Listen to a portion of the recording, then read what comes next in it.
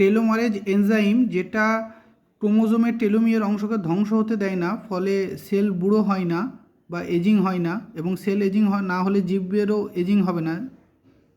কিছু কিছু রিসেপ্টরে টেলোমারেজ তৈরি করতে সাহায্য করেন, যেমন EGRF, যেটা epidermal growth factor, estrogen, androgen এবং প্রোজেস্টেরনের দ্বারা বেশি তৈরি হয়। ইস্ট্রোজেন রিসেপ্টর, যেটা ইস্ট্রোজেন থাকলে বেশি তৈরি হয়। অ্যান্ড্রোজেন রিসেপ্টর টেলোমারেজ তৈরি করে, এটাও অ্যান্ড্রোজেন, IGF-1 এবং ইনসুলিনের কারণে বেশি অ্যান্ড্রোজেন রিসেপ্টর তৈরি হয়।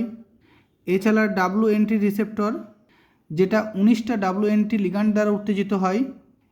এই WNT লিগ্যান্ড তৈরি হতে ভিটামিন A, ইস্ট্রোজেন, ইনফ্লামেশন বাড়লে কিংবা প্রোস্টাগ্ল্যান্ডিন E2 দ্বারা বা omega-6 ফ্যাটি অ্যাসিড বা high calcium, cholesterol, high glucose, vitamin B12 আর ডি লো কনসেন্ট্রেশনে থাকলে এই 19টা WNT লিগ্যান্ড তৈরি হয়, যেটা WNT রিসেপ্টরের সংখ্যা বাড়ায়। আর এই WNT রিসেপ্টর টেলোমারেজ তৈরি করতে সাহায্য করে, যেটা সেলকে বুড়ো হতে দেয় না। এছাড়া C-KIT নামে একটা রিসেপ্টর আছে, যেটা জিঙ্ক, ভিটামিন A, আয়রনের দ্বারা বেশি তৈরি হয় সেলের বাইরে।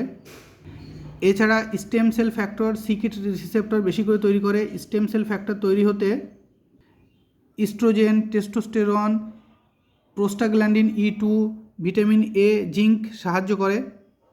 আর স্টেম সেল ফ্যাক্টর বেশি তৈরি হলে সেটা C-KIT রিসেপ্টরকেও বেশি পরিমাণে তৈরি করবে।